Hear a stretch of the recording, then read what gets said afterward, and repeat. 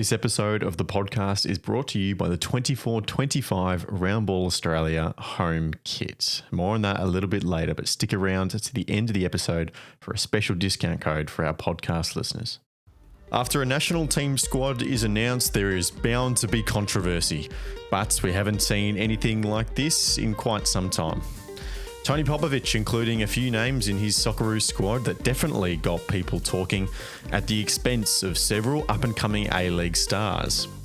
But that conversation was not limited to the Twitter feeds. The players hit the pitch on the weekend with points to prove, and it was clear for all to see. Some picked on reputation rather than form, choosing the perfect moment to show glimpses of their brilliance, whilst others who've been hammering down the door to no reply continue to knock feverishly, wondering why their telephone just won't ring. Maybe they'll make a case for June, but for now, nothing's going to change. The Socceroos firmly focused on Indonesia and China in the current window. All that in the midst of the highest scoring round of A-League men's football in history. 33 goals between the circus in Adelaide, comeback in Western Sydney, and demolishing in Newcastle.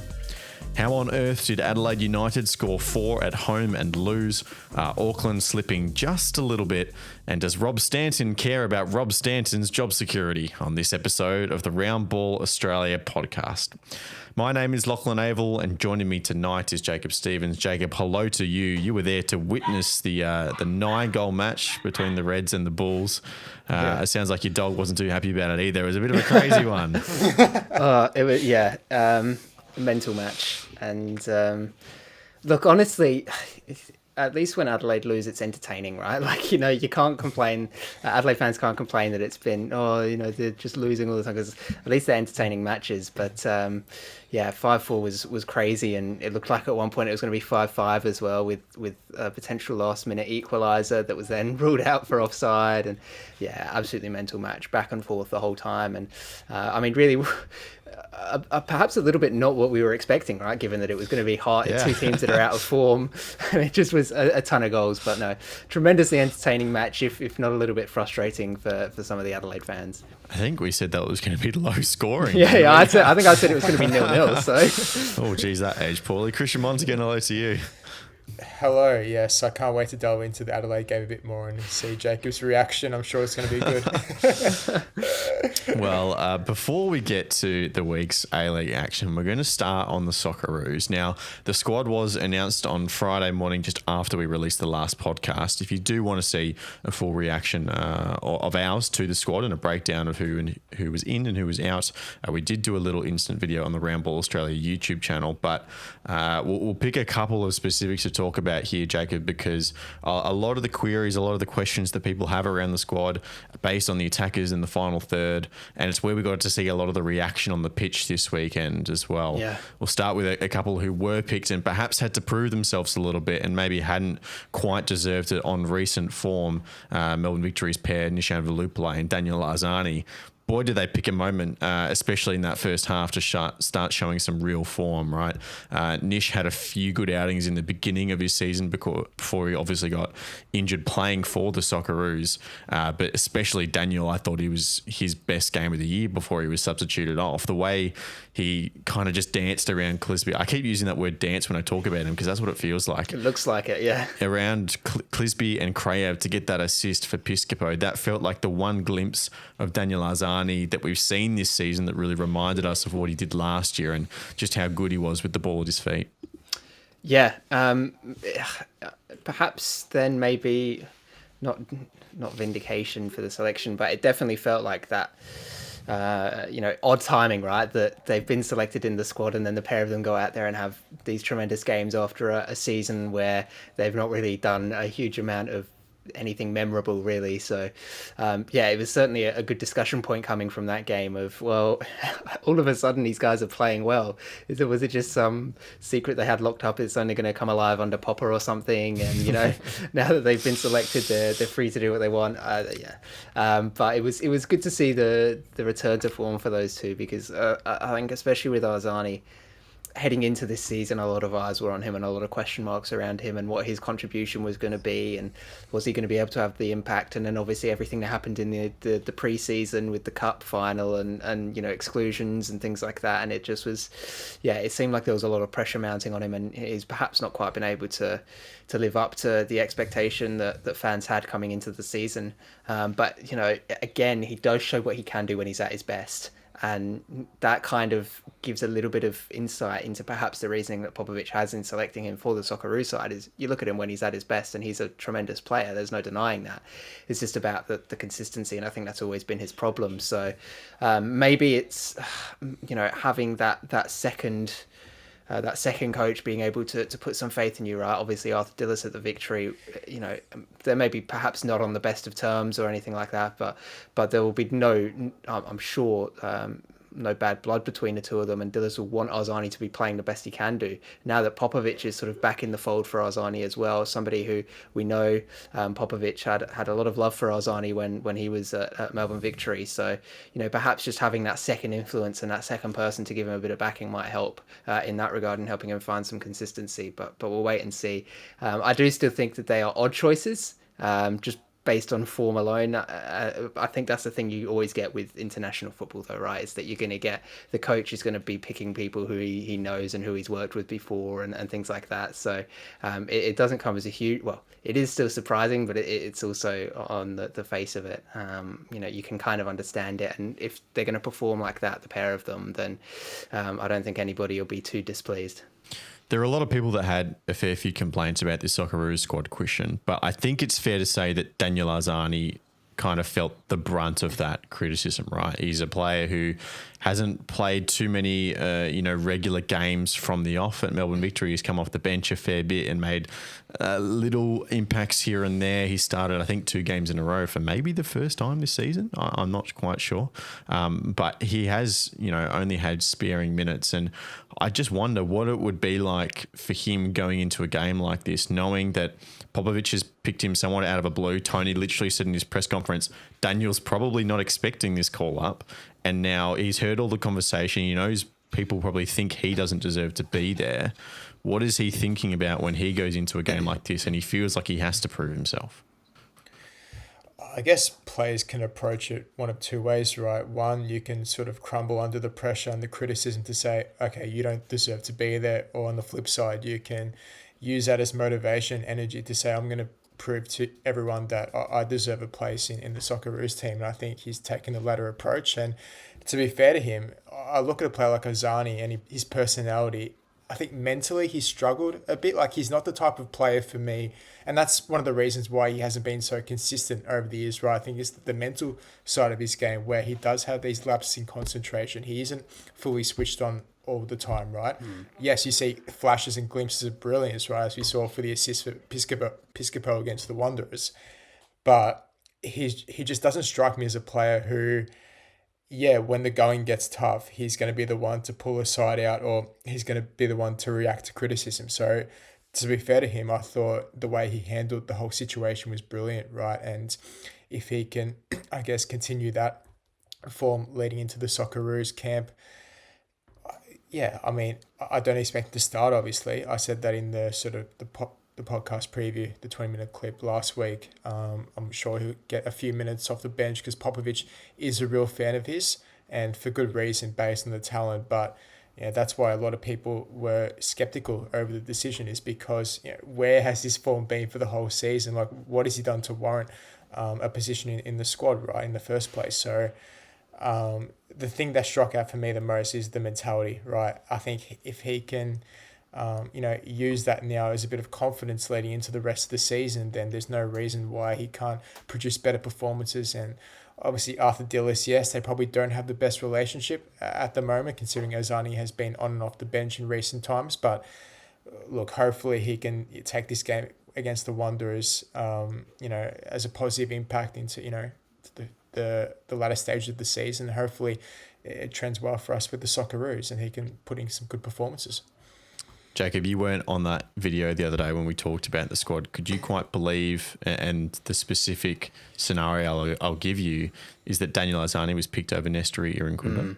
Yeah, that's the thing that is perhaps the most damning of all in this selection is it just, we keep talking about it, just almost sort of the mistreatment of Irankunda by the national setup. And, it's just beggars belief that you've got this immensely talented player who's over playing for Grasshoppers now. He's just won their Player of the Month award.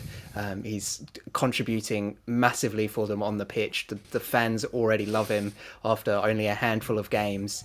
He's been touted as the next big thing in Australian football for a number of years now, and he's still just not getting those opportunities at this international level that others who have maybe had that chance to prove themselves and have faltered in the league this year and haven't put things together, and now getting that opportunity anyway. It does seem a little bit unjust, maybe is the word to go about it, if you're looking at form especially, and the impact that Irankunda could have on the game. Yeah, that's the thing that for me makes this a particularly strange choice for Popovic to make, because I don't care who you are, if you've got the chance to pick Irankunda, 9 times out of 10 you're going to pick him, and the one time you don't is if he's injured, right? Like, he is such an incredible player. And you know what's funny, right, though, Jacob? Like, hasn't the argument been why hasn't Irankunda been picked is because to protect him?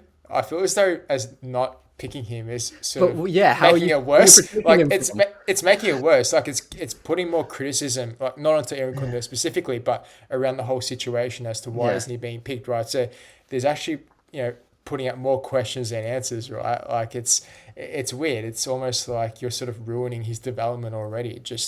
It's creating this cloud of uncertainty where we're not getting the answers, right? Like, Popovich has been asked in press conferences, he's sort of dodging the question, to an extent, and that's not healthy, right, for fans who actually want to know why he actually isn't getting picked, because you're right, he has been putting in good performances overseas, and you've got players in that squad like an Ozani who, what's he done to get into the squad? What's he done to deserve that? So I think it's not actually protecting the player in that sense, right? So that's where it becomes so weird. Yeah, well, and again, like, I come back to that point of what are they protecting him from? Playing international minutes. How's that a bad thing? He could get injured. Any of those players could get injured. Are you saying that none of them matter then, and only Irankunda matters? And if he's the only one that matters, why are you then not playing him? It's like this era. It's this era of sports science where you've got to protect the player from how many minutes he can play. Like, he's still a teenager. Well, so just bring him to the bench then. That's where he's had a lot of impact. That's anyway what I've been saying. Like, it just seems like complete mismanagement, to be honest. Yeah, so in case you haven't seen, Nestor posted on his Instagram story after the announcement of the squad an image in his story with the caption, "They will ignore you until they can't." Look, we don't know what the conversation or the communication is like from Tony Popovic and his staff to the players that aren't involved in squads. Are they told exactly why they are not selected in teams? Is there much, dialogue there at all? Popovic strikes me as the kind of coach that says, this is my decision. If you really have a problem, come to me. I'm not going to walk out and give you my thinking on every single decision. That doesn't seem like he's that kind of coach. But I do just hope there is enough respect there and enough communication to where these things don't just sit brewing for too long a time at risk of damaging those relationships even further. I hope so. But there were also a couple of players this weekend, Christian, that weren't picked in the squads that had, I guess, points to prove in the other direction, right? You say, Popa, you should have picked me. Those guys who didn't deserve it, I should be in that list instead of them. We had Noah Botic, Adrian Segicic, and Nicholas Milanovic all scoring on the weekend. The first two did the old, give me a call telephone celebration. Milanovic took his shirt off and held his name and number up to the crowd, and Tony Popovic, who was in attendance for that game. It felt like, obviously they have something to prove and they want to be in a Socceroos shirt, which I actually think is a really positive thing. Like, we haven't really been in this situation where there are that many players absolutely knocking down the door that are sitting outside, a 26-player squad. I think that's a good thing. No, for sure. I like the phone call celebration. I think it adds a bit of flavour and character. Yeah. I like those celebrations, but I'm thinking from Tony Popovic's point of view, like, what's he thinking? Like, watching those celebrations, right? Does that? I reckon he loves it. Do you reckon he loves the passion? Yeah. You got to. Yeah. Yeah, no, I agree. I'm just thinking, like, I don't know if Popovic is the sort of coach who might, I don't know, take it the wrong way. Like, you've seen how he's handled the Aaron Kunda situation, and we've said already, like, when he makes a decision, he sticks by it, right? It's none of this sort of beat around the bush. He'll get straight to the point, right? So, I don't know, there could be a sense of maybe they're, from a Popovic's perspective, like, disrespecting my decisions, but at the same time, you have to look at it as if the passion, right? They want to be in this Socceroos squad, and Popovic has said that multiple times. Even his first presser when he arrived at the Socceroos, like, these players want to have to play for the jersey, right? I'm not going to go out there and force them and make them play for Australia. If they don't want to, then that's fine. They can sit at home. So, yeah, from that point of view, I think it's definitely a positive to have that many players eager to get their foot in the door, and that's the real positive, right? There's so much talent on offer now in this generation, right? We've seen it with the under-20s Asian Cup and all this, young talent, this youth coming through. It's really, really good to see. And roughly so, those players like a Noah Botic, for example, they can feel hard done by, right, for not getting a call up, especially given that in the final third there have been those questions as to where are the goals going to come from. Botic has been, tremendous form this season with his goal scoring. I believe he's on 11 goals now. After that goal on the weekend, he's in double digits, so he's been tremendous. Segicic, another one. Milanovic for the Wanderers. There's just so many players now, and it provides Popovic with options. And for a coach, you want that, right? You don't want to be having to just pick the same players. Okay, I've got no choice but to pick this player, even though I don't want to. Like, he's got options at his disposal, and for a manager, that's the best thing possible. Yeah, and I think you hit the nail on the head. One thing he's been saying consistently since he took over the role was that he wants to, I guess, kind of rejuvenate that idea of players really burning to play for the Socceroos and to wear that jersey, right? And all of a sudden, he's created a scenario where, there are players that are clearly showing their passion for playing for Australia and are so disappointed that they're not being selected to play for their country. I think it's a positive. I think Popa will see it the same way. I think just the last point on the squad, Jacob, is to say, of course, people have their different opinions about who should be in. Popper's picking the players that he believes are best to win these games, right? You can disagree with the reasoning all you like, but at the end of the day, he's picked a squad that he thinks can win these games, and that's what his job is to do as a coach. And if he doesn't win the games, then, the criticism will come, and that's fair. But before that kind of eventuates, I guess as Australian supporters, you kind of just have to back the coach to some extent. And even if you don't want to back the coach, at least back the team, right? Like, sure, get around the players, and whether you think they should have been picked or not, it's an absolutely massive window for these guys and for the Socceroos team as a whole, to try and get that qualification to the World Cup, which we so desperately want.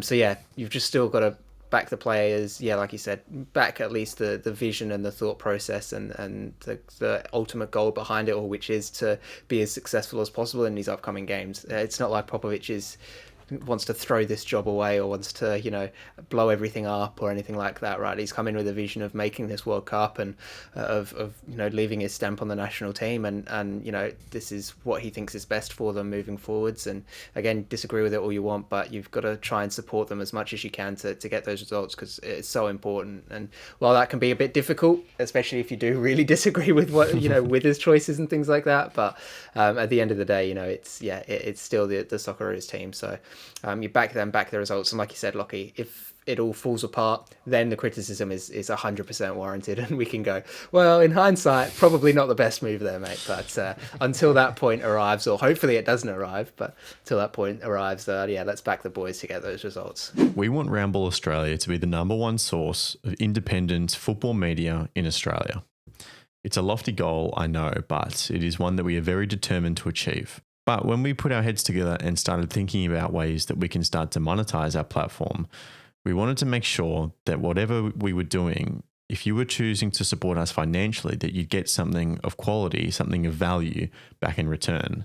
So thinking about things that our audience would like, the idea of a football kit seems pretty obvious to us. We have to say a massive thank you to Adrian at Arrow Sport, who's been absolutely massive in helping us get the design that we wanted.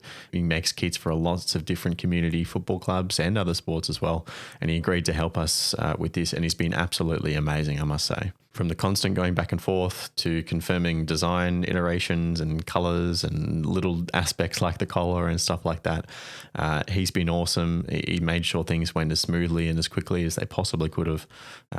We had to wait for this test print. Some didn't quite go the way we wanted to, so we had to get them redone, make sure all the colours and the designs were looking good. Then the agonising wait as they were in the post coming to me so I could see them firsthand myself, to then Christian and I with our photographer Marcus going around for about an hour in a laneway in Melbourne making complete fools of ourselves, trying to get some nice photos of them to show off to you. It's been a bit of a journey, but we're really happy with where we've ended up. Now, I can't really get this into frame, but I'll put some photos up. You'll see we have a logo in the middle as well, which is the CMS Talent Collective, who is owned by our mate, Chris McPherson. He's agreed to be our front of shirt sponsor, which is really, really cool as well. If you're a presenter or a commentator of football or another sport or anything like that, MC, that kind of thing, then he'll help hook you up with some gigs. And if you're an event planner and you're looking for someone to present at your gigs, then it works that way as well. I never noticed this guy when we were filming. I don't know where he came from, but hope you like the shirt, mate. But anyway, the idea of this shirt is, number one, to have something that we could wear to show off our brand that we're really proud of, and also to generate funds so we can put it back into our production of Australian football content. So if you like the look of the kit, or even if you just appreciated what we've done for the Australian football space over the last 18 months now, we would love it if you pick up one of these kits for yourself. Now, if you're listening to this episode or watching this video on release on Tuesday, the 18th of March, then the sales for these shirts are going live tonight at 8 p.m. Australian Eastern Time. And if you're listening after that day, then they're already out. Now, as football fans, I'm sure you're aware that football kits can be expensive sometimes, especially the big clubs. If you're buying from Australia, it's $130, $150. And if you have to get one from overseas, it can be even more. We didn't want to do that. We wanted to make sure that whilst we had a really high quality shirt, they were also affordable for our audience so they could support us at a very reasonable price. So when these kits launch today, Tuesday, the 18th of March, they'll be going on sale for $65 Australian. And don't get this wrong. These are high quality, professionally made kits. They are good. If you do want to get your name and number on the back as well, that's just $20 extra, but we'll also throw in free shipping as well. So it's about $11 for shipping, $20 for the customization that you get free shipping for free. Seems like a bit of a no-brainer. And if you're buying this from outside Australia, I know there's been a little bit of interest from some of our viewers in the US, which is awesome, by the way. We'll just take away $10 from the total. So if you've been watching us for 150 plus episodes, or this is the very first one you were clicking onto, if you've appreciated what we've done and the content that we're trying to produce to help grow Australian football, then we would really love it if you would pick up a kit. Every dollar that we earn is going straight back into RBA to try and make our content even better going forwards. That's it from me. You're probably going to hear more throughout the next 2 weeks during the pre-order period, but don't forget, stick around to the end of this episode and you'll get a little discount code as well. 8 o'clock tonight. Be there. Not the only Australian men's team in action this international window as well. The Olyroos are away to play in the Doha International Under-23 Cup. Plenty of A-League talent in here. Ethan Alagic, Casey Boss, if his nose is feeling all right after the weekend. Mac Grimaldi, Corey Holman, Adrian Segicic, and Jordi Valadon as well. So lots of entertaining talent in that team. They've got group games against Croatia, the United Arab Emirates, and Qatar. There is also a couple other teams in here. There might be a final. I don't know. I tried looking. I tried hard. I couldn't find anything. Yeah. But they're going to play games. And that last game is like the Tuesday of the second week. So I'm not sure if there's then enough time to squeeze in another game. But anyway, they're going away and they're playing some games this Under-23 Cup. But let's get stuck into the A-League action. Christian, the most goals ever in a round of A-League men's football, 33. They'd already got the record. I don't know if it was broken or is tied at 31 at the end of Western United versus Newcastle. And then a boring little 1-1 draw between Sydney and Wellington to finish us off got us to 33. Well, it helped largely through poor defending with the Adelaide and Macarthur game. Like Jacob will touch on it later, but that was just absolutely atrocious. Like the playing out from the back was absolutely absurd, and that set the path for this record, right? And then obviously Wanderers victory 4-2. Like, there's just so many goals, right? I would have thought Perth and Brisbane would have been up there as probably one of the most high scoring, which 4 goals, which it pretty much was. Auckland Mariners. It's just in comparison to everything else. Exactly. Like Mariners scoring 2 away from home to Auckland. Like, who would have expected that? Like, it's just the craziness of the A-League this season, where literally expect the unexpected because you just do not know, right? So, and then like you said, Sydney and Wellington just throw in a cheeky 1-1 draw. Sort of ruined the trend to an extent. Like, imagine if that was a 4-4 draw. Well, if we're saying 40 plus through the roof, then we can say, greatest league in the world, which it is. So, like, you can't say anything else, and hopefully we just want to see this every week, because Jacob said, even though he's an Adelaide fan, from a neutral perspective, you watch those games, like, they're just entertaining, right? End-to-end football. You want goals, you want flair. That's what you want, right, as a neutral fan. So, as a promotion for the league, you can't get any better. Defense is good though, right? You want a little bit of it. Yeah, 100%. You don't want this every week. It would get very boring, but it is exciting every now and again to have these high scoring games. Do we have a favourite goal of the 33? Can you remember? I can't remember all of them. I'd say probably Ryan Kiddo's goal for Adelaide. That was where I went as well. That springs to mind. Just the way the ball curved, top corner. That was a great strike. That's probably mine. Yeah, that was a tremendous. He had a good finish about 10 minutes later as well, which was then ruled offside. Nice little volley into the top corner from the edge of the box. But yeah, that was a tremendous hit from him, and we've seen it a couple of times over the years. But it's always good to see him pull it out. Another personal favourite, I think it was Fajal's goal in the Mariners Auckland game, just because, and I don't want to be mean, but just because of De Vries' reaction of straight away realising that he's just backed away and the head in the hands immediately after realising he's let Fajal through. It was a little bit funny as well. But yes, tons of goals, and the biggest contributor to that obviously was that 9-goal game between the Reds and the Bulls on Friday night, Jacob. I said last Friday that the worst case scenario in our weekend look would be that Adelaide were defeated by Macarthur. And it came true in the end. And the reason why I said that is because all these excuses, all these kind of justifications for Adelaide's poor turn in form, they're kind of starting to run out, and they've got a lot of their players back. And, when you lose this many games in a row, it's no longer just a blip. This is a full-on form line now. And the Bulls hadn't won a game since, Jedru and Valencia Mann combined for their goal against City in a 1-0 win. A 1-0 win. So that really shouldn't have happened, but it did, and now it's leaving Adelaide's finals hopes hanging on by a thread. Yeah, I think you're spot on there. The excuses are running thin, because I think the club, and Carl in particular, has run through just about the whole gamut of possible excuses as to why things haven't quite fallen. Players are away. Okay, yeah, to be fair, 2 of them were starters. One was a really, good option off the bench, and another one was just starting to get minutes. Can kind of buy that. That's fair enough. Then that means that, squad makeup's different. They're going to perform poorly. Yeah, that's fine. But then, there's things like they're not finishing chances.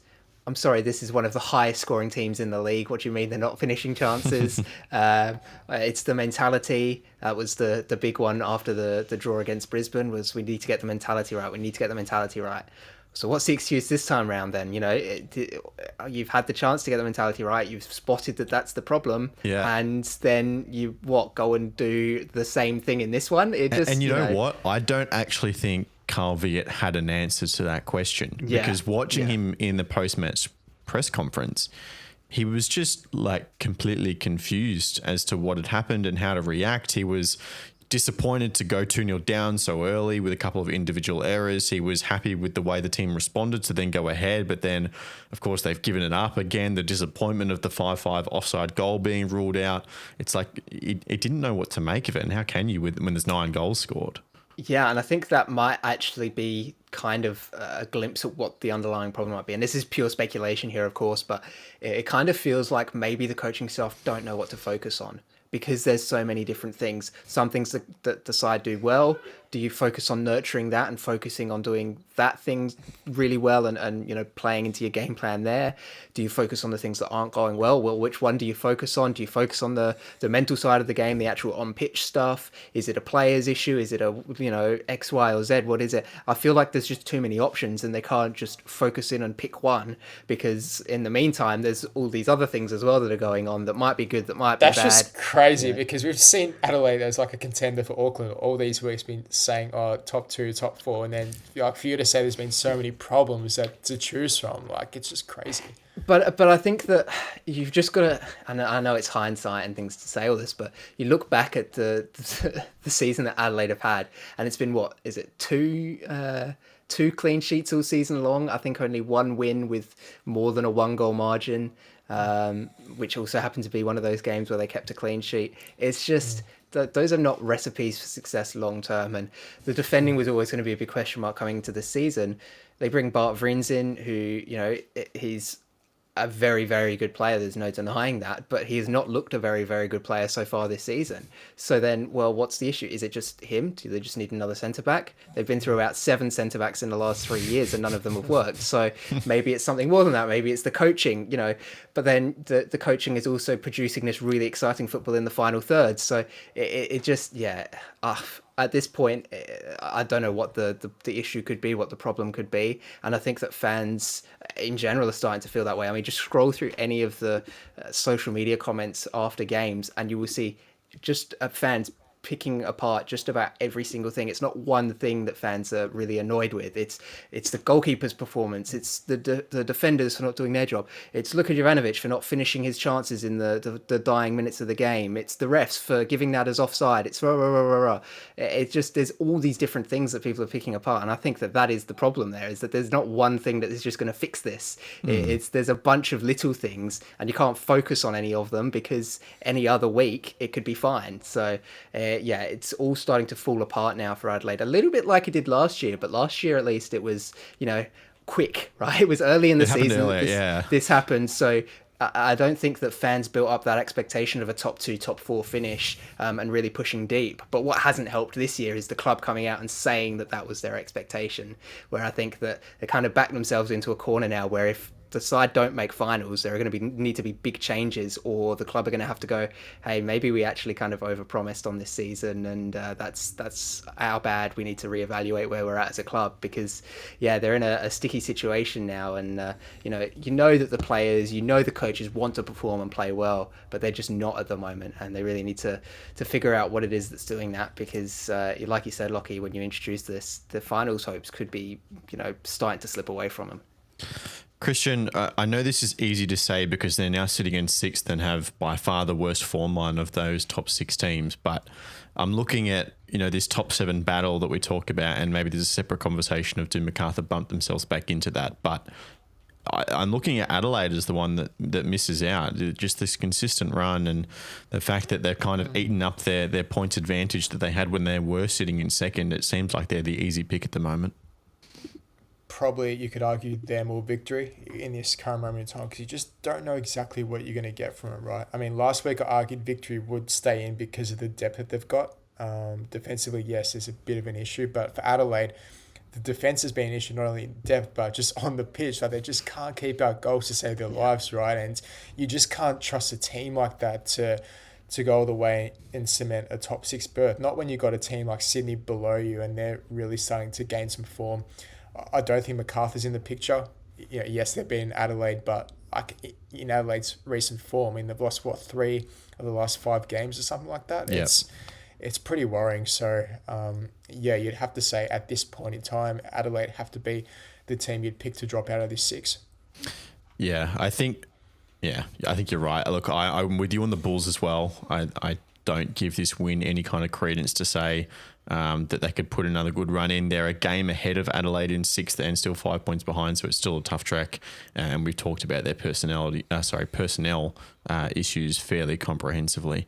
One other thing I did like in this game as well, aside from the 9 goals, 2 of the absolute masters of the dark arts in the A-League, Stefan Mork and Luke Bratton, getting tangled up with each other. I think it was Mork was holding down Bratton and stopping him from running forward, something like that, and then the two of them getting stuck into each other. It was just the perfect moment of just like these two villains of the A-League in terms of how they approach their football, just realising the other's ability to do the exact same thing. I thought that was quite amusing. Well, and then Bratton got the last laugh right with that free kick, which was a tremendous free kick, by the way. Like, that's mad props to him, because that was very, very well taken. I thought, this is scoring, position for MacArthur, and then I saw Bratton and I was like, okay, maybe not. And then he just hit it perfectly, the dip to get it into the bottom corner as well. Like, yeah, mad props, because that's a fantastic finish. And Mock scored as well, so it just shows both their experience. Yeah, true. In these big games. To be fair, who didn't score in a 9-goal game? That's true. Well, Braddon scored 2, so he did. Yeah.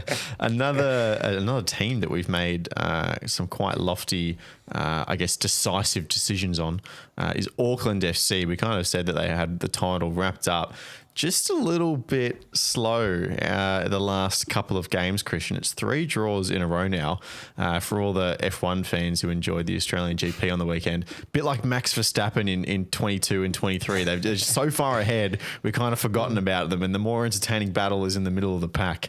But slowly but surely, the McLarens and Alpines and Ferraris, Mercedes of the world are starting to gain some pace.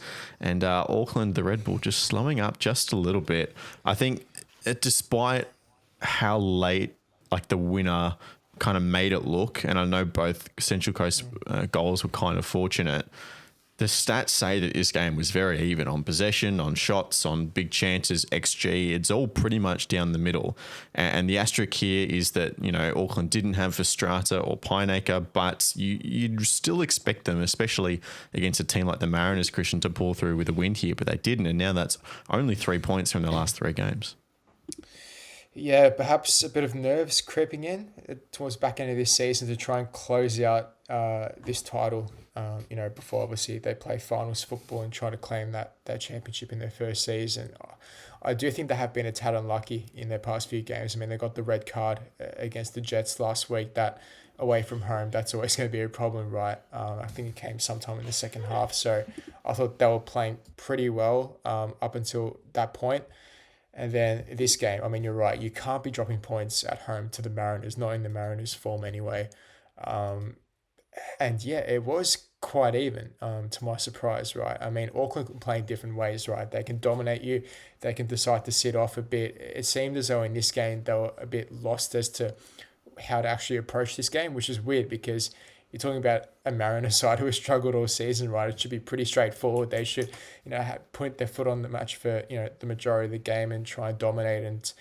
And ultimately, it should have been a fairly comfortable victory, but it was anything but. And they come away with a point. Very unlucky, obviously, to concede late on. But I don't see this game proving to be, a title derailer for them. I just think they've got too much, in the tank. I think the team's behind them. I think it's too late, and I've said that for a couple of weeks now, that I think it's Auckland's to lose, and I'd be very surprised if they do let it slip from here. You still pretty comfortable with them, Jacob? I was. 3 draws in a row isn't a great look for them, especially with the form that Western continue to find themselves in, right? We thought, after that loss a few weeks ago, well, maybe they're going to, it was all just a blip on the radar. They're going to come back down to earth again, but they're still going strong here. And, it feels like maybe, is it too late in the season, though, to make a run now with Auckland still with a game in hand as well and the 4-point deficit? I don't know. Western look very strong at the moment, but it is Auckland's to lose, no doubt, and they've not made it easy for themselves, right? They've had plenty of opportunities now to really pull away, and especially in recent weeks, and haven't done so. So it's going to come down to the wire, it feels like. But yeah, I do still back Auckland to get it done. I just think I can't see them losing, and I think that's a big thing, right? Is that they're going to get a point from a game, whereas Western, there's still that ever so slim possibility that, hang on, they are going to lose a game, and it's going to make things a lot more difficult for them to catch up. But what have you just realised? They play each other in the last round. Oh, it could honestly, it could come down to that. At Tarnia, wouldn't that be a decider? Even if they don't get there, though, Western United, 4 wins in a row now. They absolutely smashed the Jets. Don't forget, this is a Newcastle Jets that were on a 7-game unbeaten streak. That's the longest streak in the history of their football club in terms of not losing games. And they completely obliterated them on the weekend. And, Christian Sam will be listening. Sometimes you don't give Western United their roses, Christian, but they had a very good outing here. And look, just Noah Botic. There's so many names going through my head, I don't know who to say. Bozanovsky. Who's the midfielder? Who am I thinking of? Thurgate, Angus Thurgate. Thank you. Finally, exceptional, and they're just absolutely steaming through the competition at the moment, and they've built themselves up a nice little gap. So yes, a game ahead, but 4 points over the Wanderers and City, who sit behind them now. I apologise to Sam for my comments over the past few weeks. I'm slowly warming up to Western United. I'm just... my argument over the past few weeks has just been the youth in this squad role. Can they actually keep this up for the whole season? Because it's all well and good, producing this, entertaining football, which I've said time and time again, it's been really great in the eye to watch. It's been great what Aloisi has been able to do with this squad, especially given that we expected them to, finish towards the bottom end of the table. It's extraordinary, really. And all credit to Aloisi and the players who have brought into this project. You've got players like Noah Botic up front who just have this real instinct in front of goal, and you need a play like that in this setup, right? Even Ibuzuki, who's carried them as well with his experience up front, which they've desperately needed.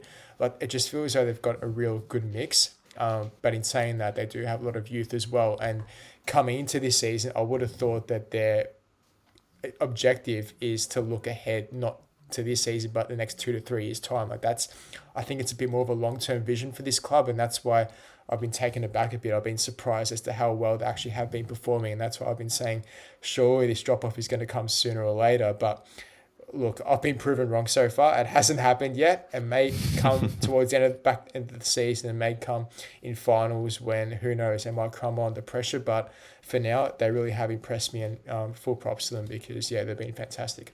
Yeah, so for the rest of the top 6 now, Sydney still outside by 3 points. They've got a big game this weekend against Melbourne City, who coming off the bye now sit themselves in this position where they have a game to catch up on some of the teams around them. But that clash between the two Sky Blues or City Blues, whatever you want to call it, is massive. Wanderers, a big 6-pointer, that comeback victory over Melbourne, that's just massive. There's no other way to say it, right? They could have easily been 3 or 4 goals down in the first half, come back to win 4-2, and all of a sudden they're sitting up in third as well. And victory, only 1 point behind again. It's so tight, but down towards that end of the bottom end of the top 6. So it's still incredibly tight. The Newcastle Jets, Jacob, are a team that we've seen kind of making this run, obviously halted in a big way this weekend. Are we saying this run is now over? They were already still a long way back. It's 8 points from them now, even on games with Adelaide. They had a good run, and it was a club record run, and they would have had to, almost duplicate that again to have a legitimate chance of making finals, and that's a tough ask. Well, I mean, obviously the run has come to an end. It's whether they can pick themselves back up again after this one, because it's one game. And yes, it would be massively demoralising to lose. So, it's such a big fashion, right? That's the stuff of nightmares, that sort of a result. But it's also coming up against Western, who are currently one of the best teams in the league that we've just waxed lyrical about for a little bit there. So, it's, just readjust yourselves, get yourselves back into it, and go again. Maybe try and beat the record this time rather than just match it. Might be the rallying cry. They'd have to crack finals to do that this year. They would have to crack finals. Yeah. Which seems, unless does this record carry over into next season? Is it just I guess so. consecutive games, or is it consecutive games in the same season? We'll have to get some clarification on that because they could go on and beat it now, but no, it does seem like that was a pretty emphatic way to completely bring the Jets to a halt just after we started to say maybe they can do it. Western quite definitively said no, they can't, and we're going to make sure they can't. So it sucks for the Jets because they have been playing some really good football recently, and props to them for the football that they have played in that streak. But when you're coming up against the meat grinder that is Western United at the moment, I mean, they've got Noah Botic is top of the Golden Boot running at the moment with 11 goals, and they got Hiroshi Ibasuki tied for second with 9 goals. Like, what? Yeah, I mean, what can you do about that? That's insane. And the Jets run has been awesome to see, because I think we've seen glimpses from them throughout the season of they can get results. They've just been unlucky, or shot themselves in the foot, or not done something right and made a mistake and thrown it away. So they managed to. Things got together and went well for a while there, and they got those results, but crashing back down to reality now, unfortunately.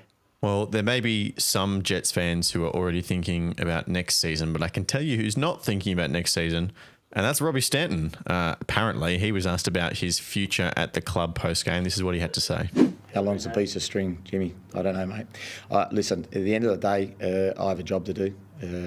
From my point of view, you do your job to the end, you complete your task, and then after that, what will be will be. I've said it countless times. I'm not really concerned for me. I don't think there's too many people concerned for me. The players aren't concerned for me. But it's good to know that when haven't got a big budget or the lowest budget, and you don't have all the tools, and you don't have this, that you can still break a 20-year record and get 7 results. I will be forever grateful, whatever the outcome, to Newcastle Jets. Why? Because they had the balls to put me in here.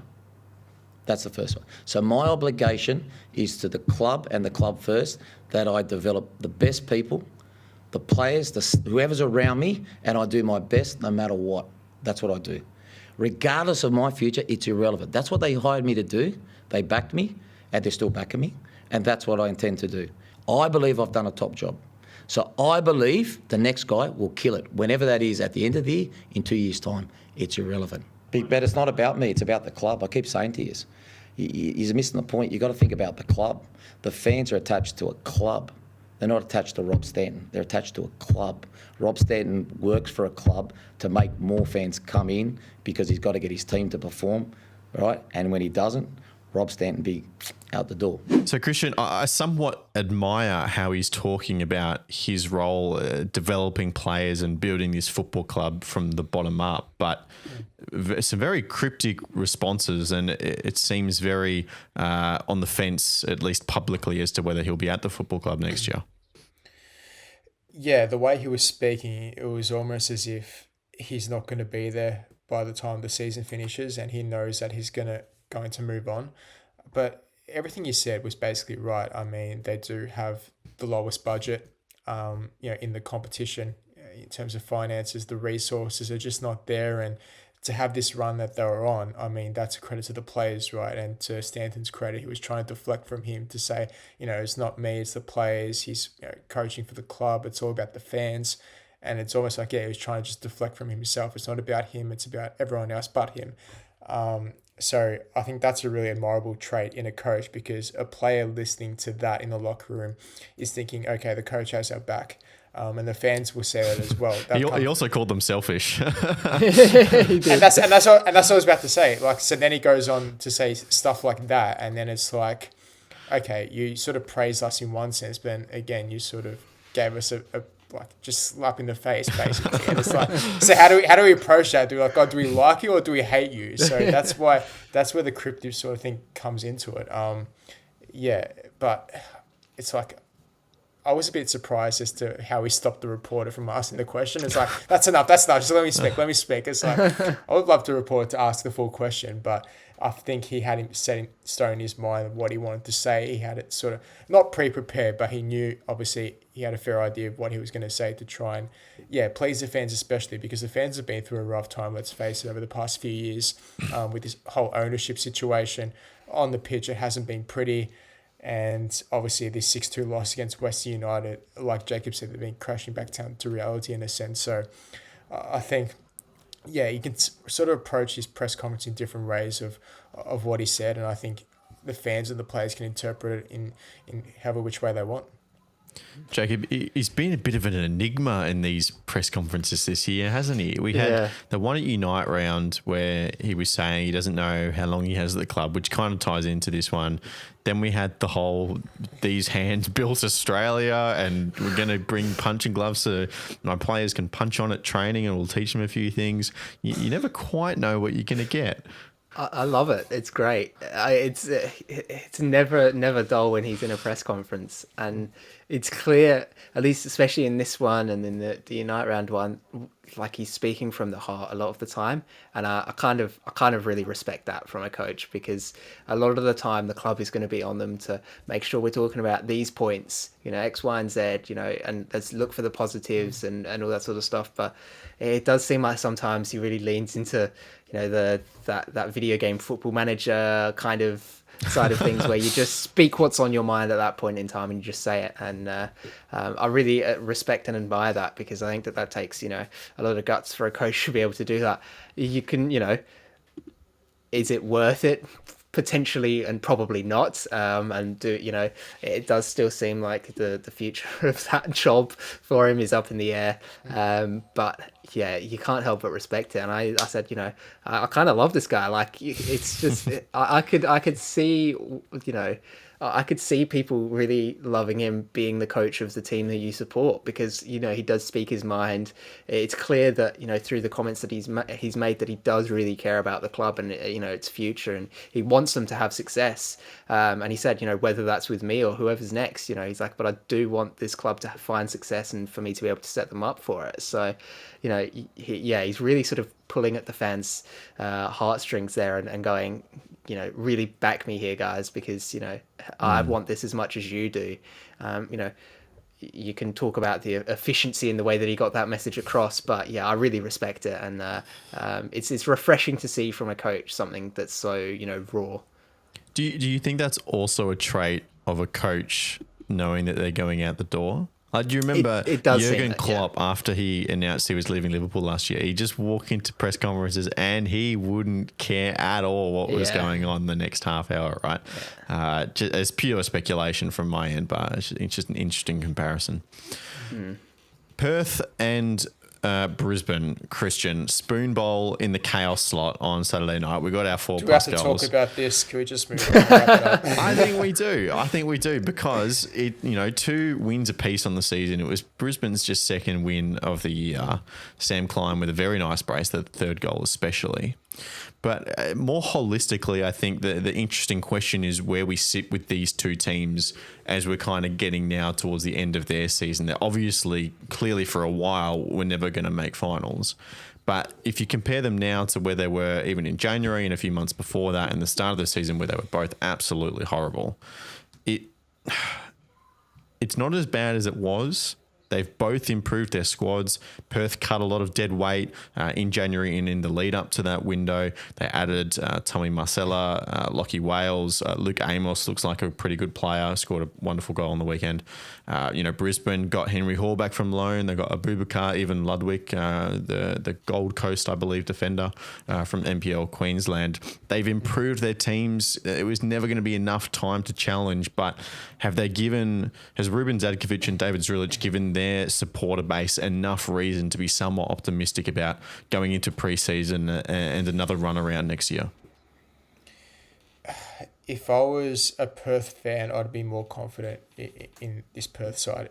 Really? If I was Brisbane, yeah, because I've heard David Zrulich speak in his press conferences throughout the season, and he's admitted things obviously haven't gone the way as hoped, especially in that first half of the season where there were a lot of injuries and he had to adapt a lot in terms of his formation and tactics.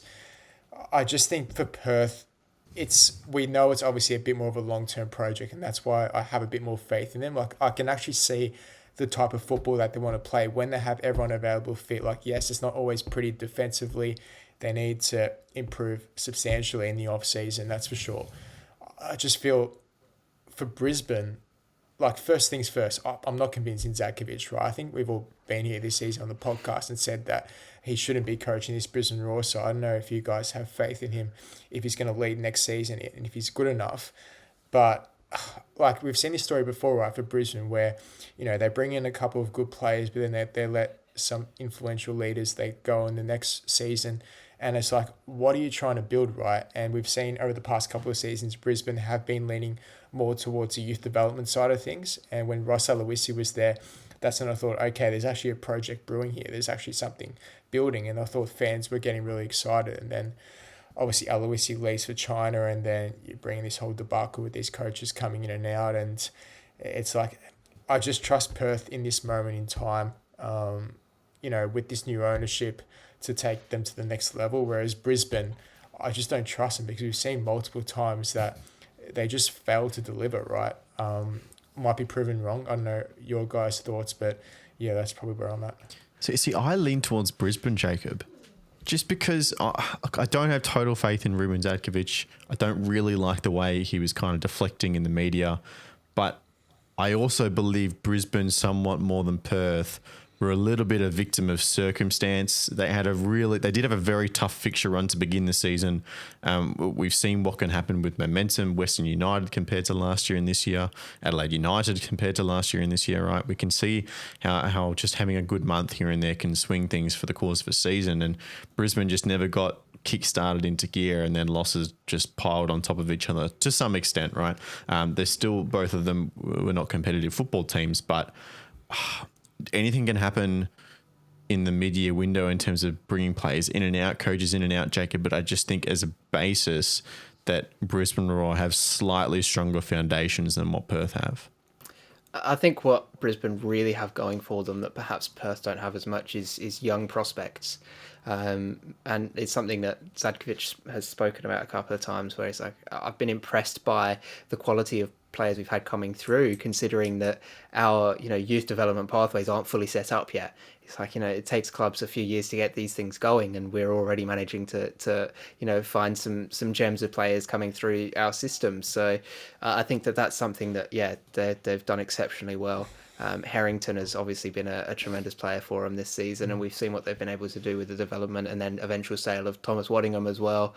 So that is where I sort of look at and I go, Brisbane are doing that well. And to your point of trust, Christian, and the owners and things like that, and all the mistakes and missteps that they've made along the way so far, I can fully understand that. But if the players are just going to play good football and get results, it doesn't matter how much you trust the owners, because all they need is a season to be able to get those results and then make something of it, and then they're already way better off than Perth, have been in a long, long time. So, I can understand that perspective of not trusting the owners, because are they just going to get rid of players and things like that? I think we've seen that perhaps maybe they're starting to change their ways a little bit. They're still not too keen on bringing players in by the looks of it, but in terms of letting players go, especially these young talented ones, with Waddingham, right, there was rumours swirling around for a long, long time before he eventually left. It seemed like they waited until a good opportunity to let him leave, where they could maximise the profit that they were going to get, but also keep him around the club for as long as possible. So, on that front, I think that they're doing a good job. Ask me this question 6 weeks ago, I'm probably saying Perth. But I think what we've seen is, like I said, that influx from Brisbane of players who have a point to prove, who are looking quality, and we're starting to see those development pathways pop up. It also coincides, of course, with Henry Hall coming back to the side and playing really good football. So I think just in terms of heading into the off-season, regardless of where these two teams finish, I think Brisbane have the better squad, the better base to build off of. But I think perhaps Perth is the more stable environment from which to develop a football club. So it'll be interesting to see which way it does swing. But that's sort of where my head's at the moment. On the pitch, definitely Brisbane. Off the pitch, I'm going to go with Perth. Well, it's one thing to have youth, right? And I've said that Brisbane have done that well over the past couple of years. The players that they've brought through, it's been great. But that's where I come back to the coach, right? It's like, it's one thing to develop these players. It's another to actually utilise them properly. And that's where I just don't trust Zadkovic. I just don't think he's done enough to convince me. Whereas Žilić, he's had a lot of experience overseas managing. He's been an assistant manager at a couple of clubs. He's really learnt his craft. Whereas Zadkovic, like I'm not sort of trying to discredit him in any way, but if I had to compare the two, I just see the vision that Žilić is trying to implement at Perth compared to Zadkovic at Brisbane. It's like, how far is his ceiling? Whereas Žilić, the ambition is a lot higher. The ambition, I just see a lot more potential there. That's just me. Who finishes higher on the ladder next season? Next season. Oh, Sheesh, I don't know. 3 seconds. Equal Brisbane. points. No. No, I Who's have got to the say best discipline Perth. record? Whatever I just said, I have to say Perth, so I can't Okay. backflip and say Brisbane.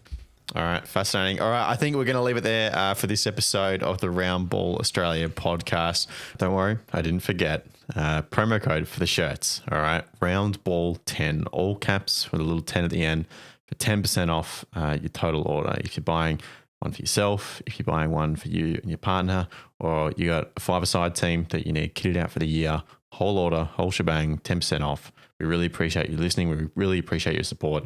We really hope that you enjoy the kits. Really appreciate everyone tuning in. As always, Jacob Stevens hopping on the Brisbane Roar bandwagon. Thank you very much. Right, the Brisbane Roar bandwagon for next year at this point in time. Very nice. Christian Montegan, thank you as well. Thank you. All right, we'll be back. Big week of action, of course. Socceroos on Thursday night. We're doing another live stream on YouTube, so be sure to tune in for that. We're going to have a preview of the game, focusing in on Indonesia up on the YouTube channel as well. So plenty of content to come. It's a big one, and then we'll be back to review the game in its entirety on Friday morning. But until then, thank you very much again for listening. We'll see you then. Goodbye.